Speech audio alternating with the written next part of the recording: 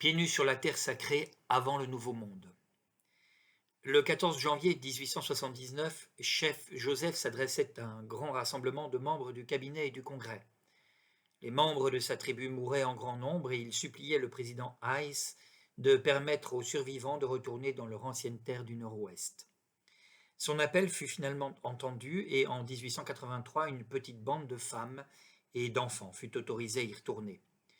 Ce privilège ne fut jamais accordé à chef Joseph qui passa le restant de ses jours à la réserve Colville, à Nespelem, dans l'État de Washington. Il y mourut le 21 septembre 1904. Voici ses paroles. J'ai serré la main à beaucoup d'amis, mais il y a des choses que je veux savoir et que pas un ne semble capable d'expliquer.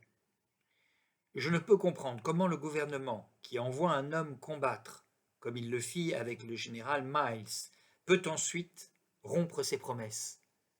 Un tel gouvernement a quelque chose de mauvais en lui. Je ne comprends pas pourquoi rien n'est fait pour mon peuple. J'ai entendu discours après discours, mais rien n'est fait. Les bonnes paroles ne servent à rien s'il n'en sort pas quelque chose. Les paroles ne me rendent pas mes morts. Elles ne me rendent pas mon pays envahi aujourd'hui par l'homme blanc. Elles ne protègent pas la tombe de mon père. Elles ne me rendent pas mes chevaux et mon bétail. Les bonnes paroles ne me rendent pas mes enfants. Les bonnes paroles ne changeront rien à la promesse de votre chef de guerre, le général Miles. Les bonnes paroles ne donnent pas bonne santé à mon peuple et ne les empêchent pas de mourir. Les bonnes paroles ne donneront pas à mes gens un lieu où ils puissent vivre en paix et prendre soin d'eux-mêmes.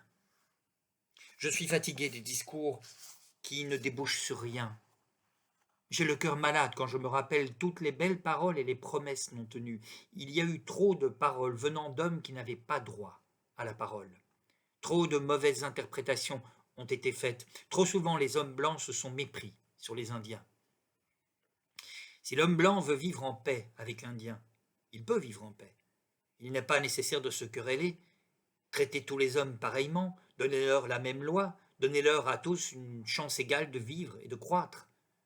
Vous pouvez aussi bien attendre des rivières qu'elles coulent à l'envers qu'exiger de n'importe quel homme libre qu'il soit content d'être enfermé et que la liberté d'aller où bon lui semble lui soit refusée.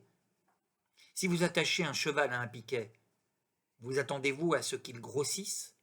Si vous parquez un Indien dans un petit coin de terre et l'obligez à y rester, il n'y sera pas content et il ne croîtra ni ne prospérera.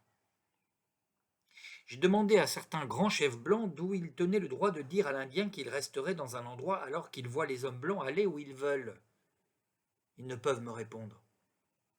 Ce que je demande au gouvernement, c'est d'être traité comme tous les autres hommes sont traités. Si je ne peux aller dans mon propre foyer, donnez-moi un foyer où mon peuple ne mourra pas si vite. Je sais que ma race doit changer. Nous ne pouvons rester tels que nous sommes à côté de l'homme blanc.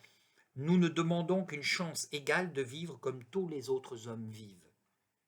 Nous demandons à être reconnus comme des hommes. Nous demandons que la même loi soit appliquée pareillement à tous les hommes. Si un Indien viole la loi, punissez-le par la loi. Si un homme blanc viole la loi, punissez-le aussi.